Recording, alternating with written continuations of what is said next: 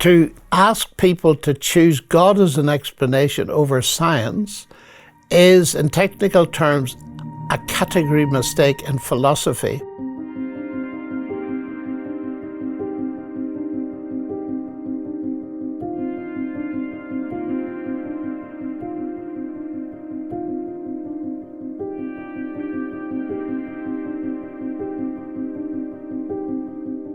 Hi there, my name's Tom Cousins and this is Professor John Lennox, and welcome to the best of Professor John Lennox, a top hits album of John's most impactful messages from decades of teaching, debating and writing on the most pressing issues of our time. This episode we're looking at Can Science Explain Everything? John, would you mind introing yourself, please? Not at all. I'm a retired professor of mathematics at Oxford University and have been involved all my life in speaking, writing, thinking about the big questions. And one of the things as a scientist one comes up against is this whole business of what are the limits, if any, of science? Can it indeed explain everything? So John, you wrote a book that literally has this name, Can Science Explain Everything? Why are you so interested in this particular subject?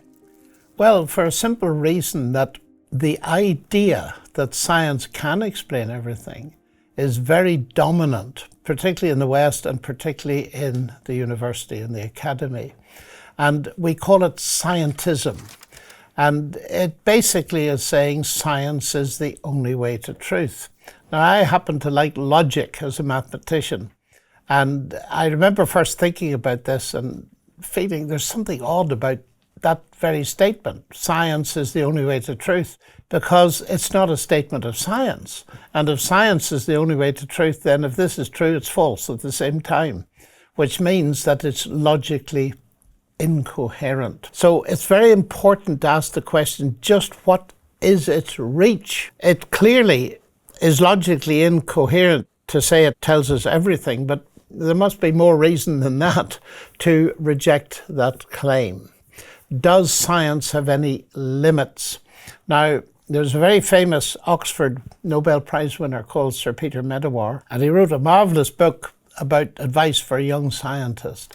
And in it, he says it's very easy to see that science has its limits. And I'm speaking of the natural sciences now. In that, it cannot, quote, even answer the simple questions of a child. Where do I come from? Where am I going? And what is the meaning of life? Then he added, if we want to answer those questions, we have to look beyond the natural sciences to literature, philosophy, and I would add theology and a lot of other things. Now, sitting behind that is a very important point, that people who say that science can explain everything are being rather foolish, actually, because if it was true, half the faculties in most universities would have to close tomorrow. Because history, economics, languages, literature, music, all the arts, they're not natural science. So if science tells us everything, there's absolutely no need for them. Now, that is a very silly view. And therefore, we need to stand back from this and take Medawar's point really seriously. The natural sciences are powerful and successful because they can't explain everything. They have a narrow grid of questions they ask and are very successful at solving. You see, we must never be led or be deceived into thinking that science and rationality are coextensive. Rationality, the things that are reasonable and rational, is a far bigger field than the natural sciences. And yet this idea, science can explain everything, it's the only way to truth, is cutting that off completely. So that's the first point. Also, I'd written a number of books and articles about the relationship of science to theology, if you want to put it in subject terms. In other words, the God debate, God and science. And some people found them a little bit inaccessible. And I was encouraged to try to write in a way that a thinking young person at school or at university could really access it and get something from it. And this book is the result of that. It's not only dealing with science, but it's dealing with science as to where it really fits since it's limited. What amount of the big picture does it give us, and what other rational disciplines are needed to explore reality? I think it might be helpful to understand, as we explore this question, Gould's vision of non-overlapping magisteria. So the way I'm hearing you express it is that science has a very specific grid of competence, and then outside of that grid, other subject areas exist. I think what we're seeing progressively, in fact, is that science is able to start engaging with some of the theological questions, or the questions we might leave for theology to answer. For example, the evolution debate, the psychological study of theology. What do you think about there being a partial overlap between science and, say, philosophy, or science and theology? Or do you believe they're completely separate entities? Well, the late Stephen Jay Gould, who's always worth reading, put up this idea of non-overlapping magisteria. A magisterium is just a body of teaching. And so he said, look, everything will go well if you keep science and God, or science and theology, separated. Well, you're hinting at what I believe to be the truth, in that you can't quite do that. Because let's take the simplest example of all. The very first sentence in the Bible, in the beginning God created the heavens and the earth, that's talking about the very same heavens and earth that scientists study. And there is enough overlap to be important, although it's very essential to say at the beginning that in no way is anyone taking the Bible as a textbook of science. We don't teach algebra from Leviticus or quantum mechanics from Isaiah. Of course not. But there are certain parts, particularly those dealing with origins, in the beginning God created, where there is real overlap in the disciplines, and we need to take that seriously. Because the other defect of the non-overlapping magisteria idea was, but it wasn't so much stated, was science tells us the truth and gives us reality, whereas everything else is fairy tales and myths and Santa Claus and all this kind of thing, which is sheer nonsense, of course, because history and psychology and all of these things are dealing with realities of different levels. John, this issue has been the subject of many of your debates over the decades. How have eminent atheists and agnostics addressed this question, can science explain everything, over the years? Way in the ancient world, you had a tension between two worldviews. Roughly speaking, the theistic and the atheistic worldviews. And that tension is seen, for example, you have Socrates and Plato on one side, and then you have Leucippus and the early atomists on the other side. And Democritus and Leucippus, developed the brilliant idea of everything being composed of atoms. And there were only two things in existence, atoms and empty space, the void. And the atoms tumbling through empty space eventually coalesce to form galaxies and stars in the universe as we know it. And there's no God behind it at all. There's no intelligent input. It simply happens by what we now call as a kind of cosmic evolutionary process, unguided, no goal. It just happened as a basic brute fact. Over against that, there's the theistic view that there is a God who created it, is external to it in some sense, and who is bringing it to a goal. And that tension has barreled up through the centuries with all kinds of different manifestations. In the Enlightenment, for example, where you got a huge tension between a pretty immoral face of a renegade professing Christian church, say in France, and the philosophe who said the problem here is God, let's get rid of God.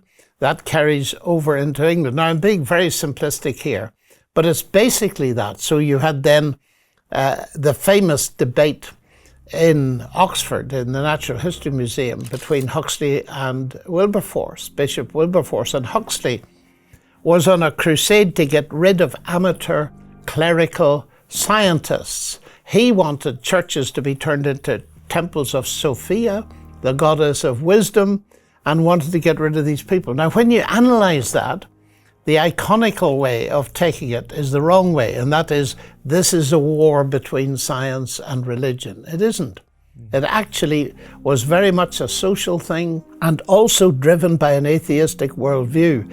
And people like Wilberforce got it in the neck because they were amateur scientists, but they were clerics as well. And of course, then the caricatures came running, and that debate in Oxford is often characterized by the brilliant atheist scientist Huxley slays the ignorant Bishop Wilberforce who uses arguments from the Bible. Well, I have read the whole debate in detail, and Wilberforce did no such thing. In fact, he said right at the beginning, I will not use arguments, biblical arguments or arguments from theology. I base it in science. And when Darwin read what he'd said, he remarked that he is uncommonly exposed to all the difficulties in my theory. Actually, Wilberforce was a brilliant naturalist.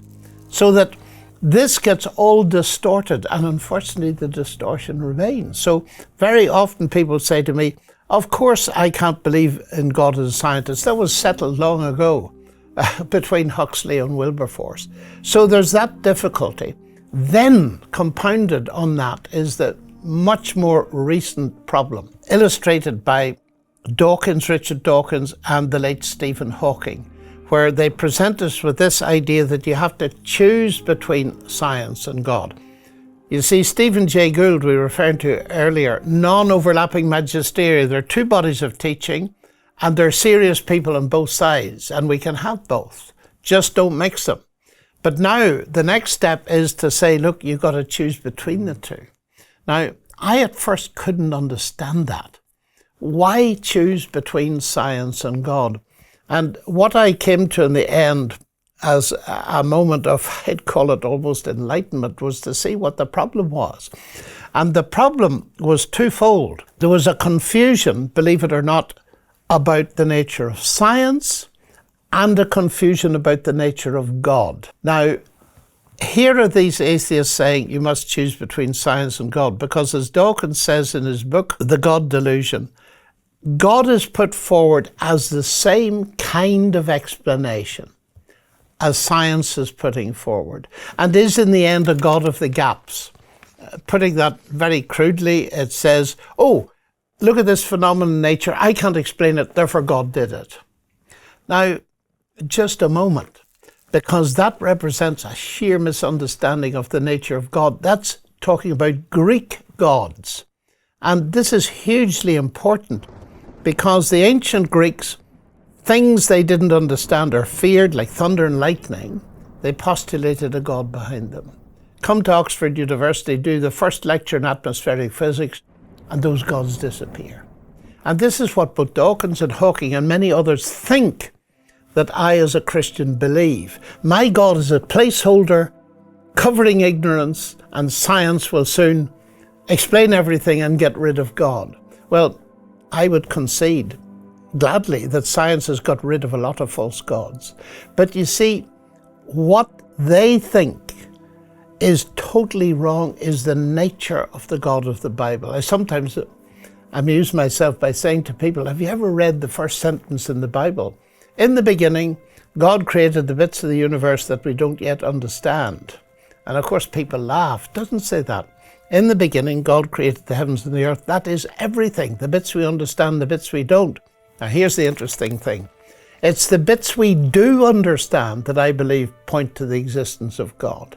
Newton demonstrated that in the most brilliant book in the whole history of science, the Principia Mathematica.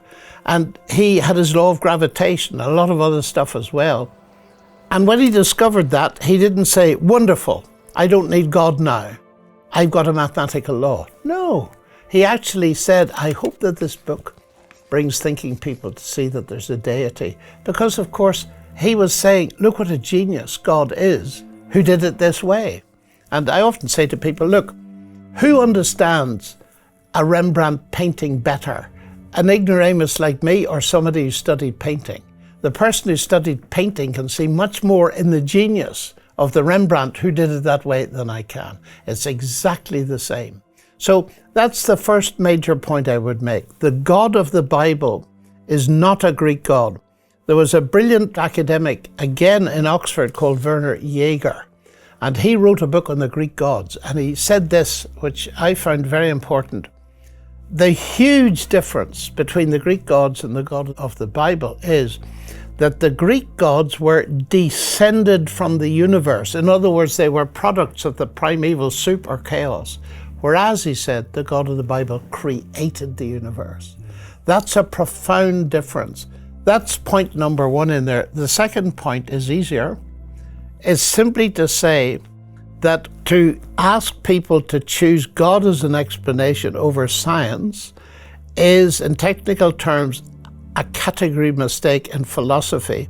It's confusing two sorts of explanation. I can illustrate that very easily.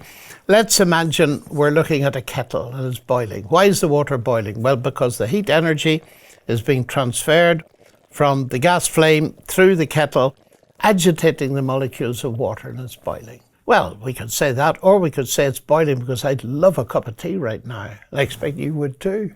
Now, think of those two explanations. They do not conflict. They do not even compete. They complement. But they're completely different in category. One is a scientific explanation in terms of heat physics. The other is an agent explanation in terms of my desire, your desire for a cup of tea. Now, let's ratchet that up to the size of the universe. And let me put it this way.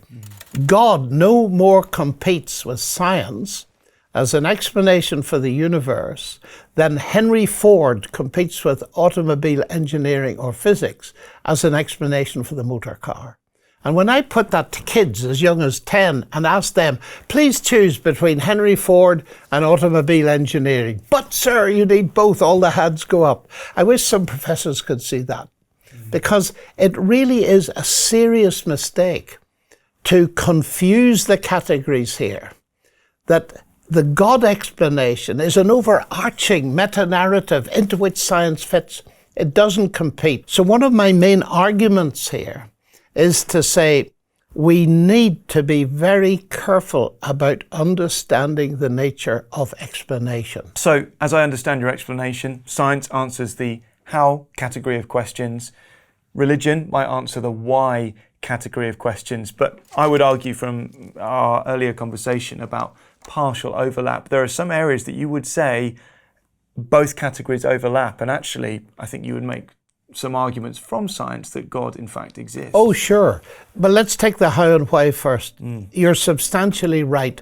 But there are two kinds of why, just to make it a little bit more difficult.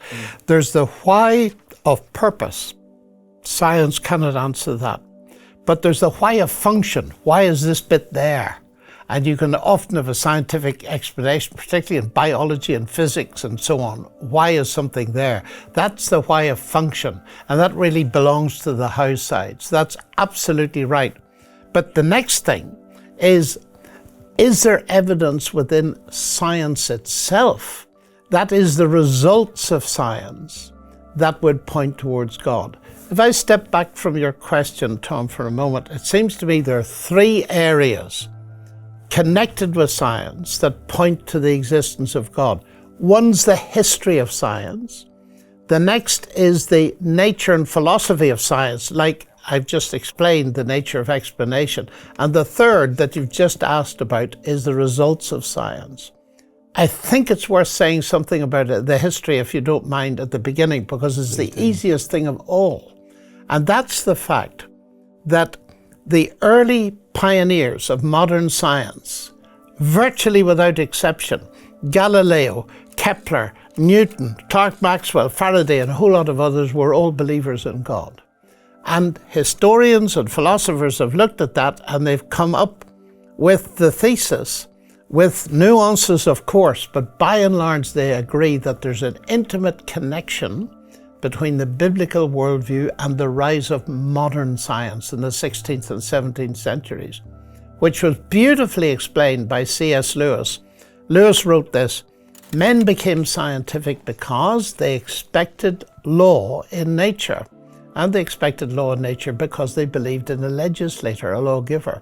So I often put it this way to provoke people into thinking, I'm not remotely ashamed of being a Christian, a believer in God, and a scientist, because arguably the Bible gave me my subject. So there's a very close link, and you can't argue that away. It simply is a fact. So that's the history of science. We've said a little bit about the philosophy of science, but you've asked me about pointers within science. Now, this is fascinating, and it might surprise some people what my first answer to your question is. The thing that points most towards the existence of God, where science is concerned, is the fact that we can do science. First of all, we've got this incredible fact that the universe, at least in part, is mathematically describable. And that is an axiom for all scientists. That's what prompted Einstein to say, the only incomprehensible thing about the universe is that it's comprehensible. And then he went on to add, I cannot imagine a genuine scientist without that faith. That is the belief that the universe is mathematically intelligible. You've got to believe that before you start any science. But why would you believe it? You see, here the atheist view stumbles and falls. And I'm now going to say something else very provocative. I see the problem not between science and God, but between science and atheism. First of all, it's obvious that there's no necessary conflict between science and God. Nobel Prize for Physics. Let me name two winners of it. Peter Higgs, brilliant atheist. William Phillips, brilliant Christian American physicist. What divides them? Not their science. What divides them is their worldview. It's not a science versus God debate at all. It's actually a debate between two worldviews, atheism and theism, and there are brilliant scientists on both sides of it. And if we don't realize that, we're going to focus on the wrong thing. So it's not a debate between science and God. But if you make it such, you see, come down to this fundamental faith of all scientists, and that raises a huge question that I'm often accused of. Look, a scientist is rational, they don't need faith. That's absolute nonsense. Faith is essential to every possible human activity, and particularly science. Einstein can't imagine a scientist without that faith. But why should a scientist believe that the universe is in part accessible to the human mind? I have lots of fun with many scientists, leading scientists. I say to them, what do you do science with? And they name some very expensive machine, but then I point to my head. They say, your brain. I actually believe there's a difference between the mind and the brain, but let it stand. You do science with your brain, do you? Yes. Well, tell me about the brain. Give me a brief history of the brain. Well, I mean, we all know that the brain is the end product of a mindless, unguided natural process. And I look at them and I say, and do you trust it? Be honest with me now. If you knew that the computer you use every day in your lab was the end product of an unguided, mindless process, would you trust it? And I forced the answer in every instance, and it's been no, I would not. And then I just smile and say, you got a problem, haven't you? You're trusting your brain or your mind to do science when your explanation for it is reductionist. It's in terms of physics and chemistry and atoms and all this kind of thing. But you're shooting yourself not in the foot, which is painful, but in the brain, which is fatal. In other words, I want to argue that science and atheism are very bad bedfellows here. I suppose to come back on that briefly, the argument would be we understand to the extent that we can with a mind that has emerged as opposed to been created. And in that worldview, both the theist and the atheist don't have any distinguishing attributes other than their beliefs about the world, because the mind is simply a product of these processes, and it still does give us a degree of understanding. And I think actually many of the, say, new atheist authors nearing the end of their reign started to admit very clearly that they were not even sure that we had free will. Well, several questions in there, but the real problem with what you've said is the word emerge, and simply if you want to be a scientist, you must give an account of that. And that's what's failing massively. Start with the very origin of life itself. There are no scientific accounts that cut the ice. Jim Tour in Rice University, holding 3 chairs simultaneously with a publication rate that's spectacular, 750 publications and all sorts of stuff. A genius and an expert in the origin of life as a chemist. Now, as a chemist, he issued a challenge, giving people, because he gets a lot of criticism for his views, he thinks the origin of life cannot be explained scientifically. So he issued a challenge and says, I'll wait 60 days. And if I have a challenge on one of 5 major questions of the origin of life, I will remove from the internet every single thing I've ever said. The 60 days are up. And no one responded. In other words, all this claim that has simply emerged is hot air until scientists pinpoint it. That's not the only difficulty, of course. Finally, to your question on the results of science, there's one very important result in physics and astronomy, and that's the fine-tuning of the universe. And just to give you a little anecdote, I once, in one of my debates, I was up against a very pleasant, delightful, brilliant philosopher here, Professor Peter Millikan, and he invited me to speak to his students, and he promised me they'd tear me to pieces because they were all atheists.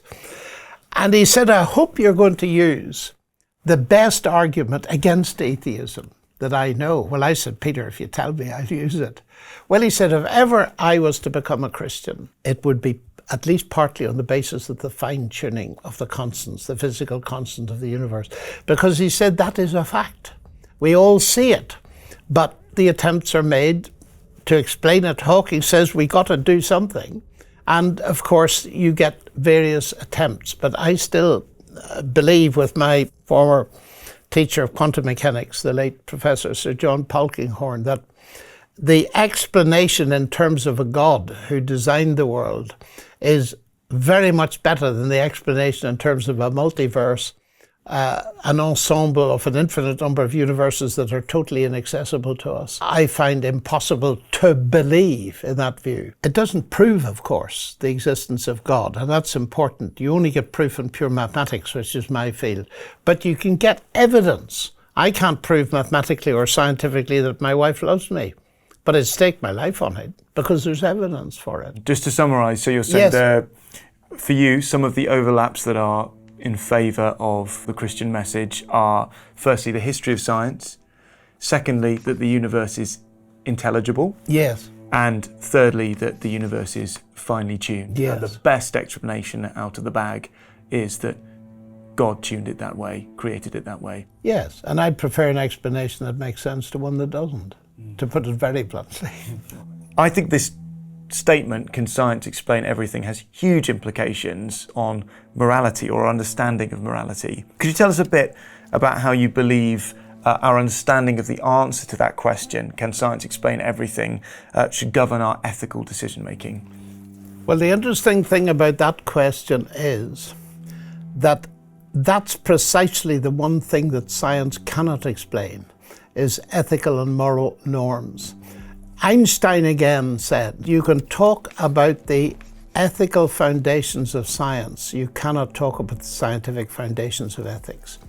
That this is one of the things that lies outside the reach of the natural sciences.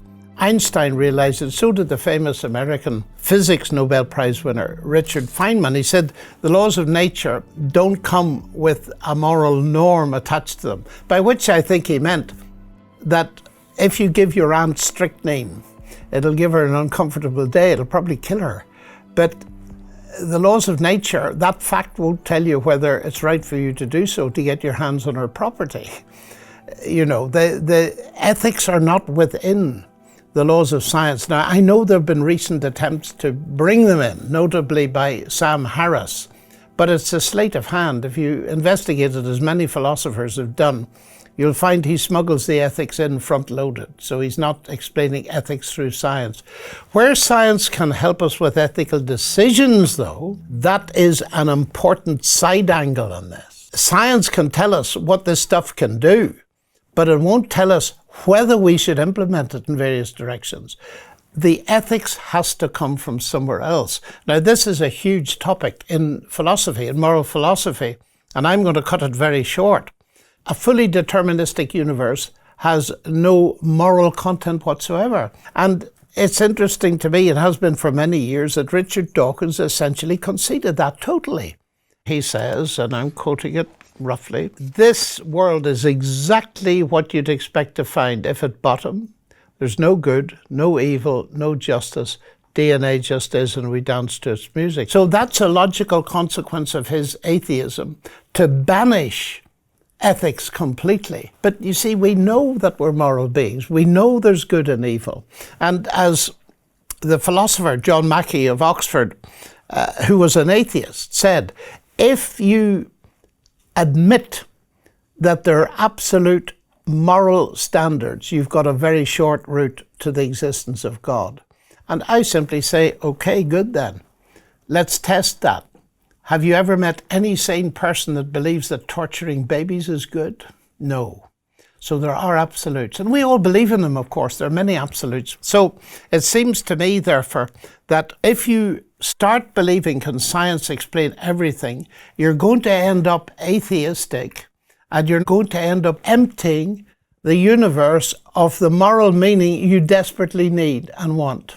So it's another version of shooting yourself and destroying humanity. And I'll never forget, just to end this with an anecdote, meeting a very eminent mathematician in the Russian Academy of Sciences, and he said, "John, do you know, we thought we could get rid of God and retain a value for human beings, and far too late we found we couldn't."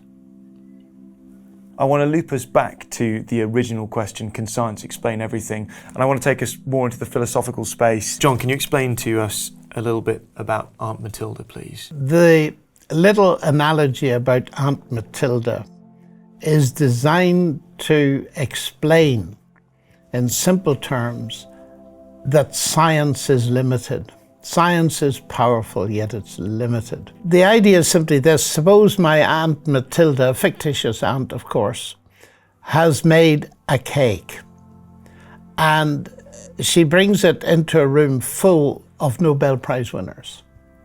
And she says, "Now, ladies and gentlemen, I want you to analyze this cake from the perspective of your individual disciplines."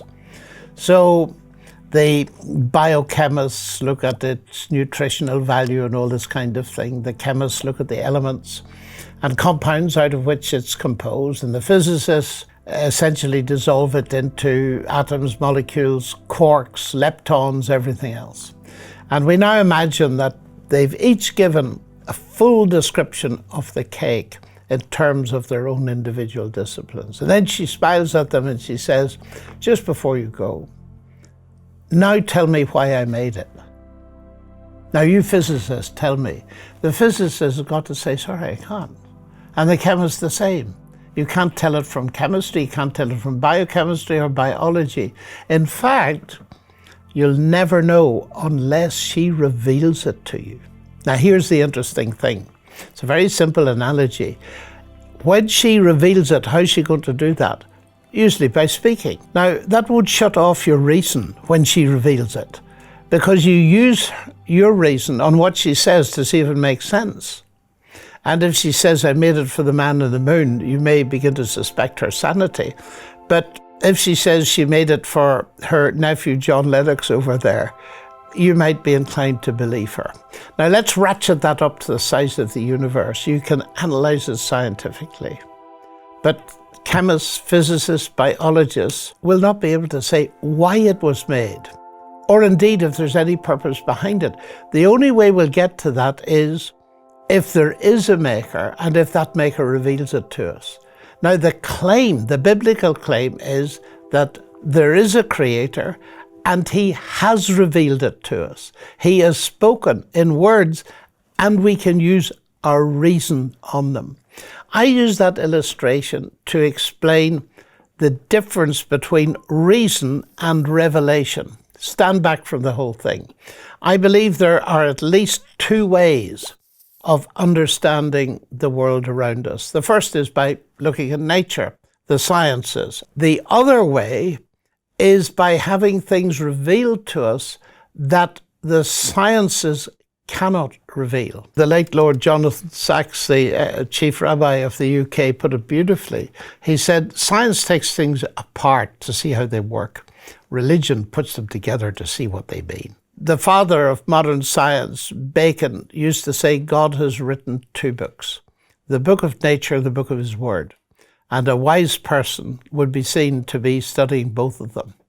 The book of nature and the book of God's word both require reason to understand them. That's very important. Not just nature and science requires reason. Studying the Bible requires reason. But there are things in Scripture revealed by God that naked reason cannot reach. So it's helpful because everybody can see that it's right, that you have to have Aunt Matilda revealing it. So the big question comes, is it true on the higher level what's obvious on the lower level? Is there someone who stands in the same relationship to the universe as Aunt Matilda stands to her cake and who has spoken and revealed it to us? And I'm convinced that there is. John, thank you so much.